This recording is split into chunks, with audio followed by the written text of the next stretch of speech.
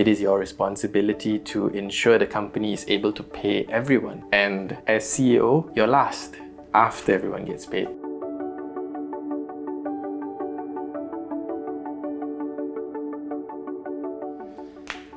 So far, volume okay? Hi, I'm Joachim Sebastian, founder of Everpeaks. We are an e-commerce service provider based in Malaysia that help brands grow globally on Amazon and eBay. The role of a CEO is not something that a junior person generally takes on. The bigger the organization, the more complex the role becomes, the more divisions that you need to handle, and thus the required experience goes up.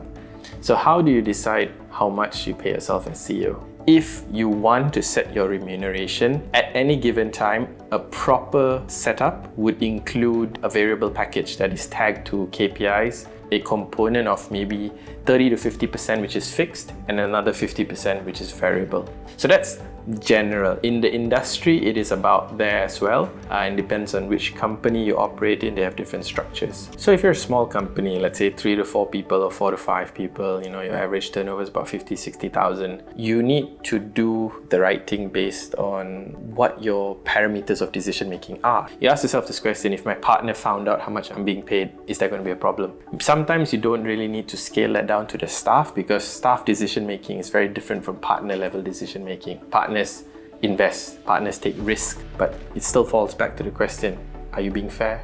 Are you making good decisions? Will your decision bear scrutiny? Those 3 questions, if you can answer it, doesn't matter what kind of organization you are in, go ahead. Now, for Everpeaks, we are not really a startup per se. We've been around for 4 years, but we're not a mature, stable stage company as well. So we're somewhere in between. So we take into consideration, number 1, the base level affordability. So of course, as CEO, you need to be on the upper quadrants of your company's remuneration stack, right? The next thing that we take into consideration is what the company can afford to pay. And the third one is, who is the CEO? Now, I am CEO of the company, but I'm also majority shareholder, and I'm also one of the founders.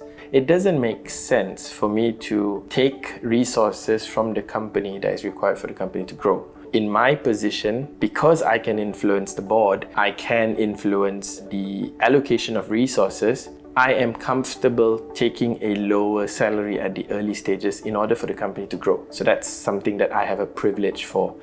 Is there a standard wage for a CEO? It's not something you can standardize. I believe that there's an industry range. You can start at maybe 8,000 to a top level of, it goes up to 80,000 in fact in some public listed companies or more. But the fixed salary generally, you want to keep it between the teens. That's where I feel it's fair.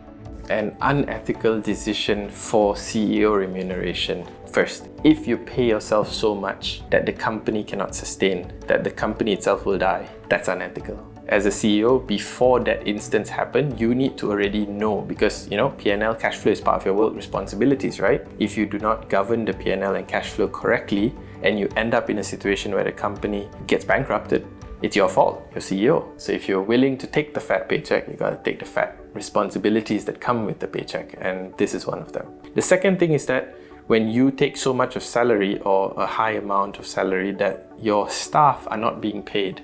Now that, in my opinion, is an unacceptable situation. Whenever there are problems with cash flow, let's say you have not done your collection for the month, there's not enough money in the bank to pay, the first person that gets the cut is the CEO, not the staff.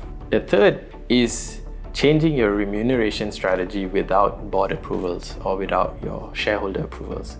Generally, CEO remuneration is done once a year, and it's set and it's approved by the highest authorities of the company. If you manipulate that, then that is not only unethical, it could be illegal as well. Then what about when you're having a good year, or the company is doing pretty well?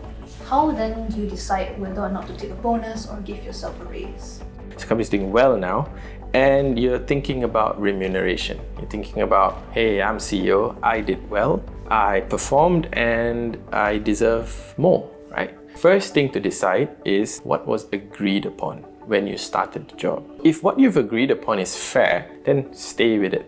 If it is unfair and really not reflecting the performance of the company and what you've done, then by all means create a query to the board or query to your partners. The second is, of course, going through the process. When you're a very large organization, changing the budget's not going to be done ad hoc, right? What you should not do is ad hoc increments by yourself. As a leader, you got to make sure your team's taken care of first. So before you start fighting for yourself, did they do well, right? Is there something that they should receive? Make sure that that's part of the conversation. Because what you don't want to do is to be seen as a person that's always, what's in it for me, me. Me doesn't go far. As you build a company, you realize that it's people that make a company. You're just steering the ship. Honestly, a CEO without a strong team is powerless. It is important to know your value. It is important to know what you bring to the table and important to know what you can achieve with the company. These are things that contextualize what you should be paid. And in the end, if your company is doing well and you're making hundreds of millions of ringgit, everyone's rewarded in the right way, according to what they deserve and according to what they've agreed upon with the company. Pay yourself what you want. So there's no cap to what you can earn, but you earn what you build. So build something awesome.